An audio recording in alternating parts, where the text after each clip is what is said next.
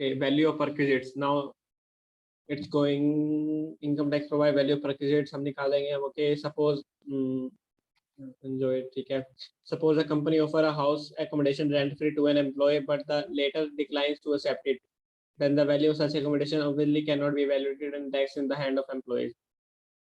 अब इसमें क्या लिख रखा है जो एग्जांपल है, suppose a company offers a housing accommodation rent free to an employee, but the later जो सामने वाला उसने क्या declines to accept, मतलब उसने मना कर दिया। Then the value of such accommodation obviously cannot be evaluated and taxed in the hands of employee. मान लो अगर कोई, मैं जैसे एम्प्लॉयर था, मैं तुम्हें अब टैक्स एकोमोडेशन दे रहा हूँ, अगर तुमने सामने से मना कर दिया तो वो सीधी सी बात है, वो कैसे टैक्स कर सकते हो तुम उस केस को? कैन नॉट बी टैक्स और इवैल्यूएट ही नहीं कर कंपनी ने पाएंगे मना कर दिया ना, कंपनी ने मना कर दिया बाद में एक्सेप्ट करने से। लेटर का मतलब क्या होता है? मतलब बाद में कंपनी ने मना कर दिया ना शायद, एम्प्लॉय लेटर LATER नहीं है। लेटर का मतलब तुम क्या निकालते हो इस मीनिंग से, तो बताओ चलो। बाद में, बाद वाला, जो भी पर्सन, जो भी सेकंड पर्सन की बात की, जैसे कंपनी के बाद एम्प्लॉय की बात की तो एम्प्लॉय होगा। हाँ, लेटर ये LATER नहीं है, LATTER है। बाद वाला पर्सन, बाद में नहीं, बाद वाला पर्सन, मतलब जो भी होगा, अगर वो सामने से मना कर देता है तो हम कैसे निकाल पाएंगे वैल्यू? सीधी सी बात है। अच्छा, मतलब कंपनी ने ऑफर करा बट बाद में एम्प्लॉय ने मना कर दिया, हाँ तुम कैसे निकाल सकते हो? हाँ वही बात है ये। तो वो ऑब्वियसली फिर तो एम्प्लॉय के हाथ में जाएगा। हाँ वही उन्होंने लिखा ऑब्वियसली, सीधी सी हम कैसे निकाल सकते हैं भाई? हम सबसे पहले बढ़ते हैं वैल्यूएशन ऑफ रेजिडेंशियल एकोमोडेशन। अब इसके हम कैसे निकाल देंगे? During the year shall be determined in the following manner. Circumstance कैसे? उससे पहले where accommodation is provided by the central government, state government to the employees either holding office or post or connection with affairs or union or state। नीचे आना okay ठीक है। Condition ये होगी, क्या लिख रखा है? In case of unfurnished accommodation. सबसे पहले चलो साथ के साथ पूरा करते चले दोनों के दोनों, या पहले एक बार अनफर्निश्ड वाला पूरा कर देते हैं, वो उसमें तुम थोड़ा बहुत एडिशनल 10% फर्नीचर वगैरह वो और एड ऑन कर दे देंगे। पहले ये वाला हम वो करेंगे, ये कॉलम जो नंबर 3 है ना, ये वाला, ये हम करेंगे इसको। इन केस ऑफ अनफर्निश्ड मतलब उसके अंदर कोई और चीज प्रोवाइड नहीं करी गई। अनफर्निश्ड मतलब इस दफे जो फर्नीचर की वैल्यू हम वो कंसीडर नहीं कर रहे, बेस वैल्यू लगा लो, बेस वैल्यू ले रहे हैं हम खाली। तो उस केस हम क्या लेंगे? क्या licence fees determined by central government, state government, any जो rule framed by the government. हम सीधा तुम्हें क्या लिखना है? लाइसेंस फीस लेंगे हम। सीधी सी बात है, जो भी गिवन होगी लाइसेंस फीस क्वेश्चन में गिवन होगी। और क्या क्या reduced by rent actually paid by employ. अगर कोई एम्प्लॉय ने अगर कोई अमाउंट पे कर दिया है, रेंट पे कर दिया है, तो उसके इसमें क्या, रेंट तो पे कर, मतलब अगर रेंट पे कर दिया तो उसके इसमें क्या वो लेस कर देगा उस चीज को, कि मतलब एम्प्लॉय से मान लो मेरे को 10 मतलब 10 कह रहा हूँ, लाइसेंस फीस थी वो 10,000 थी और मैंने मतलब रेंट पे कर दिया 3,000 या 4,000, तो मेरे को बेनिफिट 6,000 का हो रहा है ना, जब 3,000 लेके सॉरी 7,000 का हो रहा है ना, तो वो कंसिडर करेंगे इस केस में। अब आगे नेक्स्ट सेकंड, अब क्या है? Whether accommodation is provided by any other employer. अब अदर देन क्या है? गवर्नमेंट वाले के ऊपर जो थे अदर एम्प्लॉयर वो आ गया। और क्या लिख रहे हैं? Where the accommodation is owned by the employer. अब क्या जो एकोमोडेशन प्रोवाइड किए गए अदर वो भी एम्प्लॉयर ने हमें प्रोवाइड किए गए, तो उस केस में हम क्या लेंगे? 15% ऑफ सैलरी, पॉपुलेशन 25 लाख से ज़्यादा है 10% लेंगे। अब 10 लाख से ज़्यादा है और 7.5 और 10 लाख और अप टू मतलब 10 लाख से 25 लाख तक की होगी तो, और 7.5% ऑफ सैलरी लेंगे in respect of other areas. जो भी हम अगर अदर एरिया छोड़ देंगे, अब जैसे मान लो क्या लिखा है 10 लाख, मतलब 10 लाख से जिनकी कम होगी तो उनके से हम क्या लेंगे? 7.5% ऑफ सैलरी। तो इस केस में तुम ऐसे उल्टा इसको रीड करके जाना, ऐसे ऊपर से किया करो 7.5 अप टू 10 लाख, ऐसे ऊपर से मतलब उसको करना, ऐसे उल्टा नीचे से मत करना।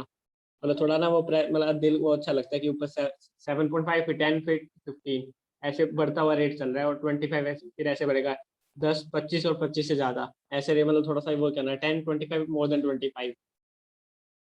क्योंकि ये ध्यान रखना कि मोर देन जो 25 वो कहाँ आ रहा है और इक्वल टू वाला कहाँ आ रहा है, ये देखो, ये ध्यान रखना, यहाँ पे कंफ्यूजन होती है। बीच वाले में नहीं, इतनी नहीं होगी ज्यादा। 25 जो 25 लाख जो रही वो 10% में फॉल करेगी, 25 लाख से ज्यादा वाली 15% में फॉल करेगी।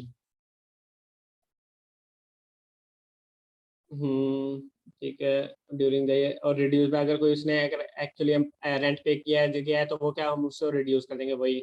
ठीक है, अब क्या लिख रखा है, where accommodation is taken on lease और रेंट, अगर कोई वो लीज या रेंट पे ली गई है, एम्प्लॉयर ने लिया है और वो मतलब एम्प्लॉयर ने हमें लीज या रेंट पे लेके हमें प्रोवाइड की गई है, तो उस केस हम क्या लेंगे, क्या एक्चुअल अमाउंट और lease rent paid by the employer, paid या पेबल बाय द एम्प्लॉयर, जो भी केस होगा, मतलब जो भी उसने पे किया होगा वो, और क्या 15% of salary whichever is lower, वो हम कंसिडर करेंगे, और क्या है as reduce by the rent if any actually paid by the employ, अगर कोई मतलब एक तो हम क्या करेंगे एक्चुअल अमाउंट या फिर जो लीज रेंटल पेड होगा, मतलब लीज रेंटल पेड या पेबल, और 15% of salary whichever is lower होगा, क्या हो जाएगा वो हो जाएगा एग्जम्प्ट या टैक्सेबल,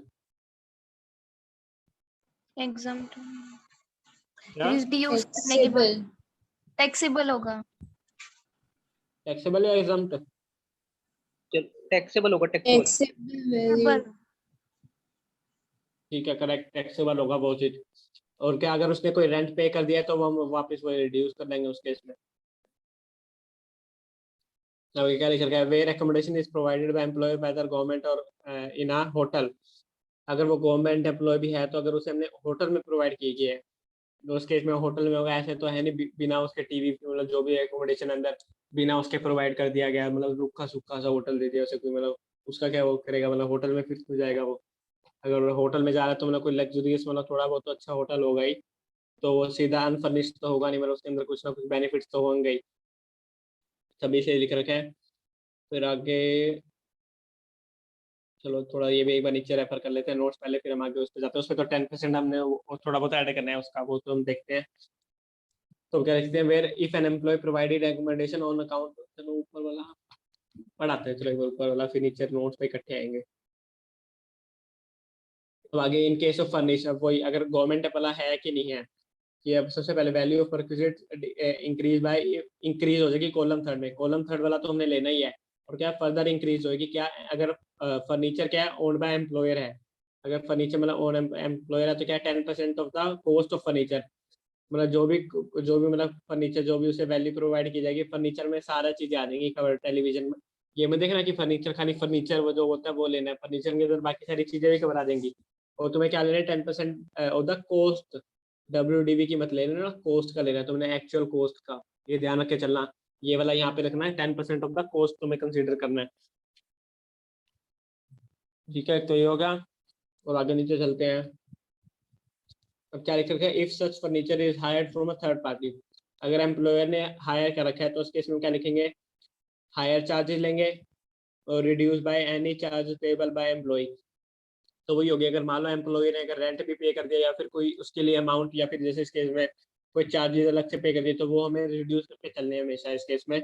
और क्या ले लेंगे, एक तो एक्चुअल हायर चार्जेस ले लेंगे, मतलब वो ले लेंगे पेबल फॉर द सेम, सीधी सी बात है, और माइनस कर देंगे हम जितने अगर उसने जो एक्सपेंस पे कर दिए होंगे, इसमें भी वही आ जाएगा 10%, अगर फर्नीचर एम्प्लॉयर का है तो कॉलम थर्ड को तो हमने लेना ही है, कॉलम थर्ड के आगे फर्दर होगा, ये ध्यान रखे चलना, कहीं खाली ये ले लो 10% ऑफ सैलरी वाला, ये फर्नीचर वाला वाला कॉस्ट का वो मत लेना, 10 कॉलम थर्ड प्लस मतलब 15 10, जैसे इसमें 15 10 7.5% है, फर्दर ऑन आएगा उस केस में 10%, वही actual higher charges reduce by, ठीक है ने सेम नीचे अगर वही 15 अगर लीज रेंटल में भी है उसमें भी 10% ले लेंगे, एक्चुअल हार वही सेम हो जाएगा। होटल का देखते हैं, होटल का हमने पहले क्योंकि कुछ टैक्सेबल नहीं हुआ था तो अब ये होगा कि फर्निश्ड एकोमोडेशन होगा तब, अब क्या लेंगे उस केस में हम 24% ऑफ सैलरी पेड और पेबल, अब 24% हमें सैलरी लेकर लेना है फॉर द प्रीवियस ईयर, और एक्चुअल हायर चार्जेस पेबल, मतलब जो भी मतलब उसने एक्चुअल हायर चार्जेस पे किए होंगे मतलब वो हम कंसिडर करके चलेंगे, विच एवर इज लोअर, जो भी लोअर आएगा हम वो कंसिडर कर लेंगे उसका purchase for the period during which such accommodation is provided by, वही रिड्यूस कर देंगे अमाउंट। अब ये नीचे देखते हैं, where the employ is provided such accommodation for period not exceeding in aggregate 15 days on his transfer from one place to another, एक अब इसमें क्या लिख रखा है कि 15 डेज से अगर मान लो एक्सीड नहीं कर रहा, मतलब नॉट एक्सीडिंग 15 डेज, मतलब 15 डेज मतलब 16 डेज लगा लो, 16 डेज का हम केस लेके चले, तो मतलब अगर 15 डेज से मतलब एक्सीड नहीं करा, मतलब 16 डेज नहीं हो रहे तो मान लो, तो उस केस में क्या होगा कि उसे क्या रीजन है, अगर वो मतलब एक प्लेस से दूसरे प्लेस तक ट्रांसफर कर रहा है तो उस केस में हम क्या करेंगे, नो परक्विजिट होगा। और ये भी क्या है कि ये होटल वाले के केस के अंदर है। होटल वाले में अगर मान लो जैसे हम एक मैं तुम्हें ट्रांसफर करूँ, जैसे मैं एम्प्लॉयर हूँ और मुदित एम्प्लॉई है मेरा, तो मैं मान लो अभी ये पुणे में रहता था, अब मैं इसको शिफ्ट कर रहा हूँ दिल्ली के अंदर। अब मैं 15 दिन मतलब उसको शिफ्टिंग के लिए थोड़ा बहुत टाइम तो दूंगा, या फिर जैसे 15 दिन के लिए मैंने वहाँ भेज दिया। या जैसे हम ऑडिट की बात करें, जैसे हम ऑडिट हम जैसे क्लाइंट मतलब हम उसे वहाँ भेज देते हैं, जैसे कोई होटल में स्टे करने के लिए। और इंडिया से मोस्टली लंदन जितना, भेजते वो। हाँ इंडिया से लंदन भेज दो तो उस केस में फिर तो 15 डेज से जितना ज्यादा हो जाएगा तो फिर वो टैक्सेबल हो जाएगा। लेकिन फिर भी ना हम ये कंसिडर करके चलते हैं कि 15 डेज से एक्सीड ना करे एक बारी में। 15 दिन में घूमना फिरना फ्री है ना भाई?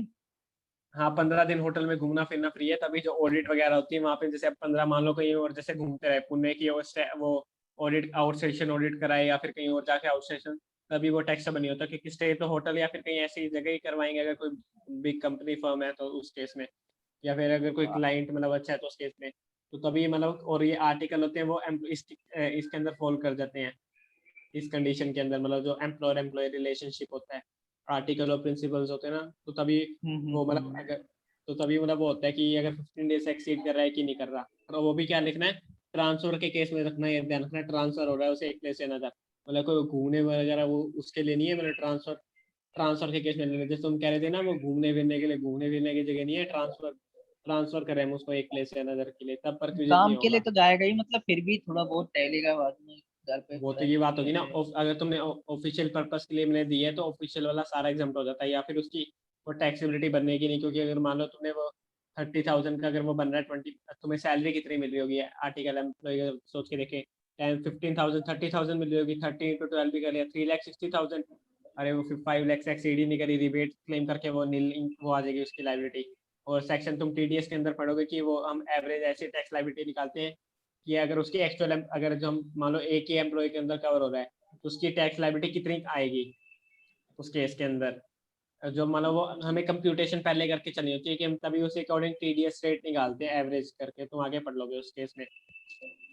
अब आगे बढ़ते हैं। If an employ is provided accommodation or transfer from वही है, transfer from one place to another at a new place posting while retaining accommodation other place value of the perquisite which has lower perquisite value, lower जो भी आएगी तो उस case में अगर मान लो जैसे एक मतलब एक वो घर में मतलब जैसे पुणे में रहता था उस, जैसे मोदी और वो एग्जांपल ले, जैसे वो पुणे में रहता था तो उसमें वहाँ पे वो कहीं ना कहीं रहता होगा मतलब जैसे, तो मतलब उसका वो भी एकोमोडेशन है उस केस में। अगर मान लो वो एम्प्लॉय ने प्रोवाइड किया गया था वहाँ पे, उसके फैमिली मेम्बर वो सारे स्टे कर रहे थे। अब मान लो एक मैंने उसे दे दिया दिल्ली के अंदर। अब ठीक है, अब या तो उसकी फैमिली है वो भी शिफ्ट करे एक तो दिल्ली के अंदर, या फिर अगर वो अकेला जा रहा है तो एक तो ये भी होगा, ये वाला भी, एक तो ये वाला भी कंसिडर कर लिया जाएगा उस केस में। लेकिन क्या 90 डेज तक मतलब 3 मंथ तक मतलब 90 डेज ही लेना, 90 डेज तक क्या कि जो भी इन दोनों में से जिसका भी लोअर अमाउंट आ रही होगी ना वो हम कंसिडर करके चलेंगे।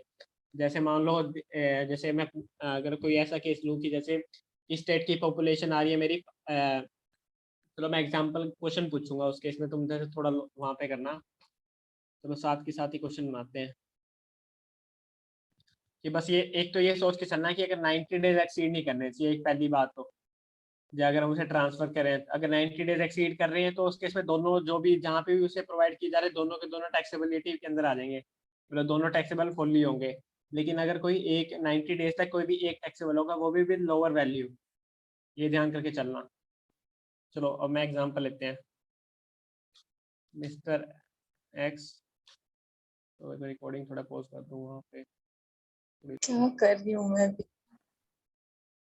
हाँ ध्यान से देखो क्वेश्चन को।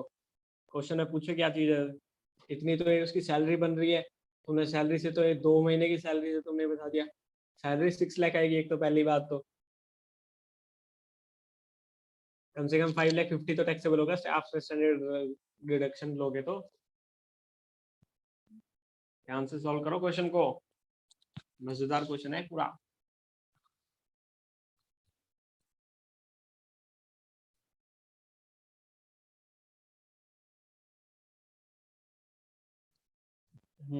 करो करो कंप्यूट करो।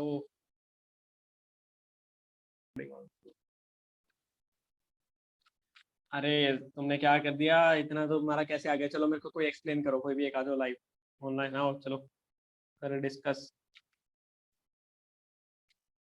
कैसे सॉल्व किया बताओ।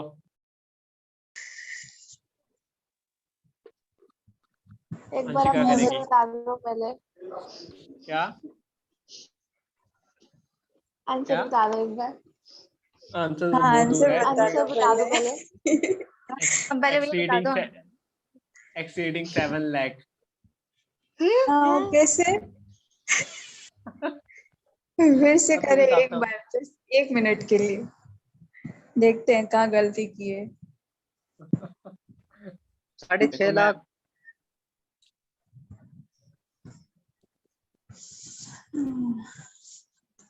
या फिर देखो तुम भी इतना चैलेंज दो मेरे साथ, देखो कोई गलत प्रूव करके आए, क्या मेरे को गलत प्रूव करो भाई। मेरा आंसर तो 7 लाख एक्सीड कर रहा है, तुम्हारा तो किसी का 650 एक्सीड नहीं किया। डिवीजन कितने का किया है मंथ्स में, मतलब ऐसे अलग अलग क्या मंथ्स के अकॉर्डिंग कैलकुलेट अलग अलग करके करेंगे ना, उसके हिसाब से कैलकुलेशन होगी पहले अच्छे तुम से। करो, नहीं पहले तुम करो, तुम्हारा चैलेंज चैलेंज है, पहले तुम करो फिर मैं बताऊंगा। मैंने मैं तो जैसे बता ही किया दूंगा। बता दूं, देखो चैलेंज ले रही हो, मैंने तुम्हारा जैसे सही है, देख किया लो। बता दूं। अरे, नहीं सही देख रही हूँ। जल्दी देख लो फिर अब आगे भी चलते हैं, फिर ये एक ही क्वेश्चन से अपन सारा क्लियर कर देंगे। मैं इसका चार्ट एक भेज दूंगा, इसका कैसे बनाना ना, इतना बढ़िया नोट बनेगा इसका, तुम देखना। इसको तो मैंने चलो अभी रफली किया था, प्रॉपर तरीके से नहीं किया, मतलब फिर भी बढ़िया प्रेजेंट हो गया है फिर भी। जल्दी करो, 30 सेकंड्स हो रहे हैं, सेशन में फिर टाइम लिमिट आने आ जाएगी इसकी।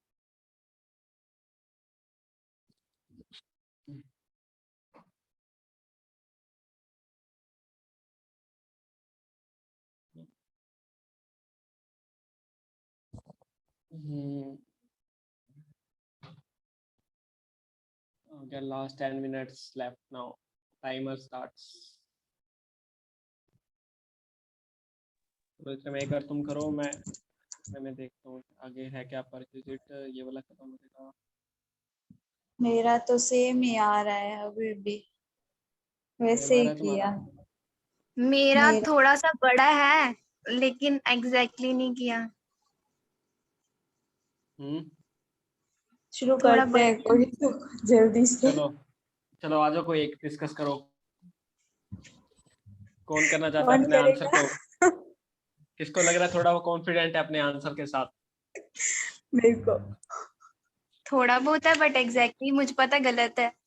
चलो चलो आओ फिर, चलो है तो तुम्हें, चलो बताओ तुमने कैसे पहले क्या है सॉल्व नहीं किया भैया, स्टार्ट मैं में। ये नहीं कह रही सही है बट चलो अरे कर हाँ देती हाँ, हूँ तो करेगा ही। चलो चलो, हाँ हाँ चलो।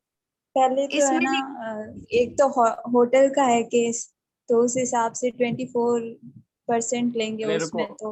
मैंने पहले पूछा था कौन कॉन्फिडेंट है, वंशिका ने किया, मैं कॉन्फिडेंट हूँ थोड़ी ज्यादा। ठीक चलो वंशिका तुम ठीक है स्टार्ट ठीक करो है। अभी पहले। हाँ हाँ चलो। इसमें कि उसको बेसिक सैलरी 50,000 पर मंथ मिली है, तो हाँ मतलब अगर ओवरऑल पूरा ईयर का देखा जाए तो 6 लाख बनती है सैलरी उसकी।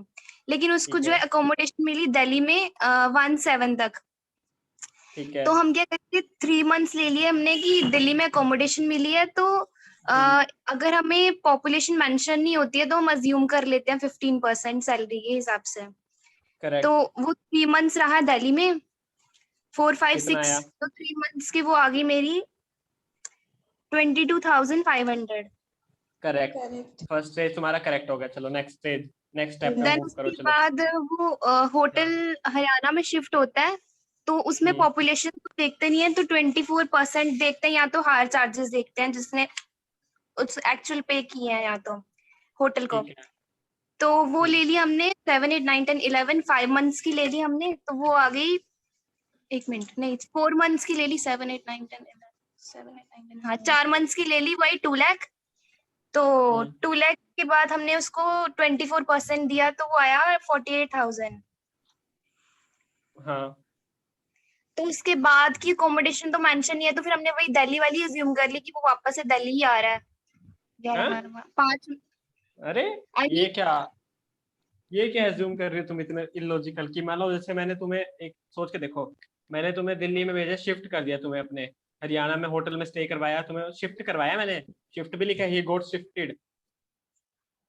फिर भैया उसके बाद टिल लिखा ना यहाँ तक रहा, फिर उसके बाद कहाँ गया? हरियाणा में? फिर भी हरियाणा ही रहा। अरे क्या हरियाणा में स्टे करेगा ना? पहले तो थोड़े दिन मैंने उसको चलो होटल में पर स्टे करवाई थी ये ताकि वो थोड़ी ना सेटल हो बोला जाए। है हरियाणा में अकोमोडेशन मिला है अरे बाद चलो, में। अरे चलो तुमने हाँ दिल्ली में, अरे चलो चलो तुमने दिल्ली में ले आए, दिल्ली में तो तुम्हारा आंसर और एक्सीड कर जाएगा, क्योंकि अगर मैं हाँ हरियाणा में किया लूंगा तो ना, तुम्हें बल्कि। किया। चलो चलो करो करो, हाँ चलो करो आगे। तुम्हारा सेकंड एक स्टेप पे मिनट। तुमने कहाँ तक लिया? 90 डेज में तुमने वो कंसीडर किया है ना कि वो which ever is lower consider करेंगे हम? नहीं 90 भैया, डेज मैंने में 90 डेज वाला नहीं किया। क्यों? और तुमने क्या कहते हैं जो मैंने सेकंड? किया था। मैंने हाँ, किया 1.5 महीने, 150 दिन आ रहा है। कितने आ रहे हैं? 150 दिन, 5 महीना। 5 महीने आ रहे हैं? 1 2 3 7 8 9 अरे 10 चार और 4 महीने। मेरे 4। चार, मेरे 4 आ रहे हैं मेरे भी यार। 4, मेरे मेरे भी भी चार 4 ही आ आए। रहे हैं। ये 5 किसके आ रहे हैं, अंशिका के? नहीं, मैंने 4 कहा। हद है। चलो, अब देखो उसमें तुम्हें क्या करना था पहले, हमें क्या अब इसमें देखो डेज की वो थोड़ी बहुत ऊपर नीचे होती है कि जुलाई उसमें एक तो ऊपर नीचे होते, तो मैंने तभी कहा था राउंड ऑफ पूरा वो एक बार लेना।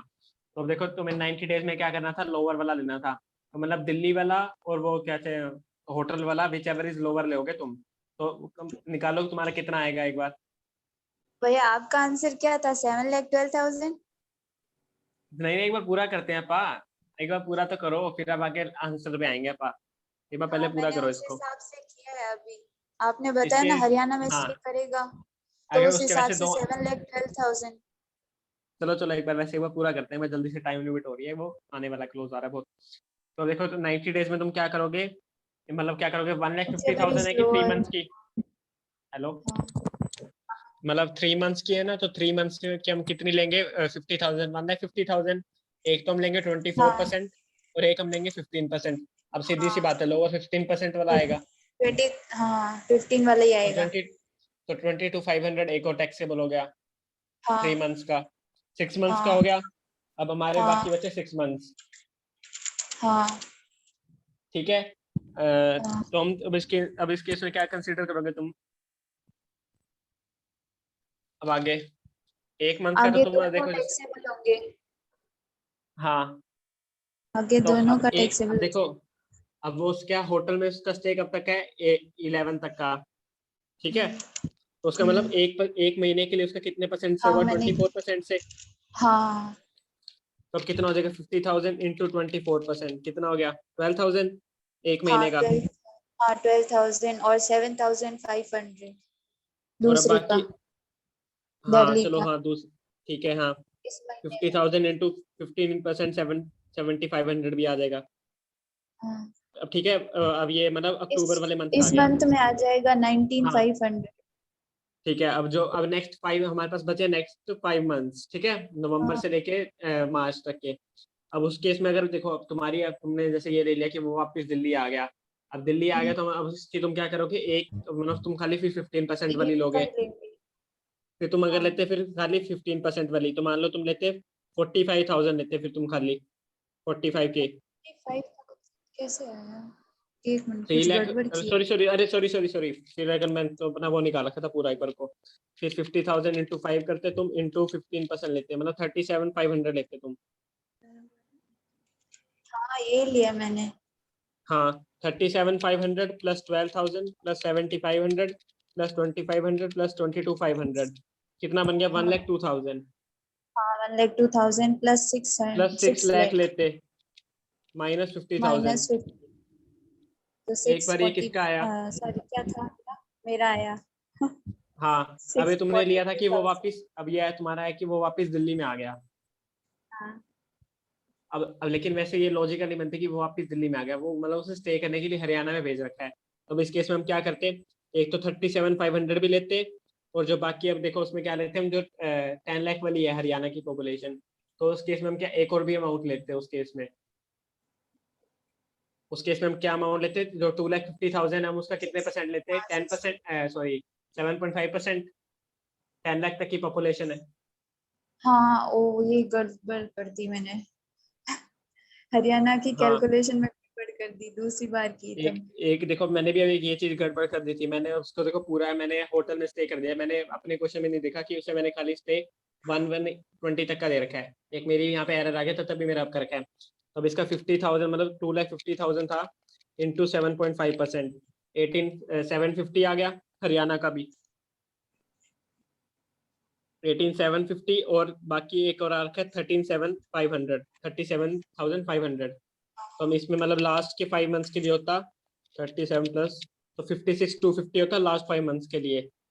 तो हमारा टोटल क्या होता 56,250 प्लस 19,500 प्लस 22,500 प्लस 22,500 तुम्हारा होता है 12750 प्लस 6 लाख की सैलरी माइनस 50,000 तो तुम्हारा था 6,70,750। अब मैं सही बताता हूँ, देखो मैंने ये गड़बड़ कर दी, मैंने उसका पूरा स्टे सारा होटल में ले लिया। मैंने अपने क्वेश्चन को ही देखो, मैंने खुद ही नहीं देखा कि मैंने 111 तक के दे रखा है खाली, तो मैंने 24% पूरा का पूरा ले लिया था। मेरी बस वहाँ इसलिए 70 मतलब थोड़ी ज्यादा अमाउंट आ गई थी, तो करेक्ट आंसर आता फिर 6,70,750 करेक्ट आंसर इसका। अगर हम फाइनल अब आंसर करे की बात करें तो फाइनल होता तो इसका खोल के रखे सामने ही। याद ही नहीं रहते, इतने अरे कंफ्यूजन देखो था। अब देखो गड़बड़ तो देखो मेरे से भी होगी थी ना कि मैंने देखो लास्ट में, तो लेकिन फिर भी देखो कंफ्यूजन थोड़ी बहुत क्लियर हो जाती है अभी इस चीज से। अब तुम मैं इससे ही कहना, मैं तुम्हें एक बार अभी से मेरे ख्याल से अगर मेरे पास टाइम है ना अभी, मैं अभी से इसका एक चार्ट बनाता हूँ बढ़िया सा, फिर तुम उसको नोट कर लेना अच्छे तरीके से। भैया हाँ मुझे ना सॉरी बीच वाला पॉइंट समझ नहीं आया, 90 डेज वाला रिपीट कर दो प्लीज। ये वाला एक बार सेशन एंड होने वाला है, दूसरे में ज्वाइन कर लो एक बार, ठीक है। या फिर रुको अगर 5-10 मिनट्स रुक सकते हो, मैं चार्ट अभी बना देता हूँ इसका साथ के साथ ही। हाँ कोई बात नहीं, बना लो आप। 10 मिनट के बाद ज्वाइन करो सेशन को, फिर उसमें चार्ट के साथ तुम्हें आंसर शो दिखाता हूँ। ठीक है ठीक, थैंक यू भैया। हाँ हाँ लीव कर दें? हाँ एक बार कर दो। मैं हाँ फिर मैं 10 मिनट के बाद ज्वाइन कर लेना, मैं बता दूंगा। ठीक। हाँ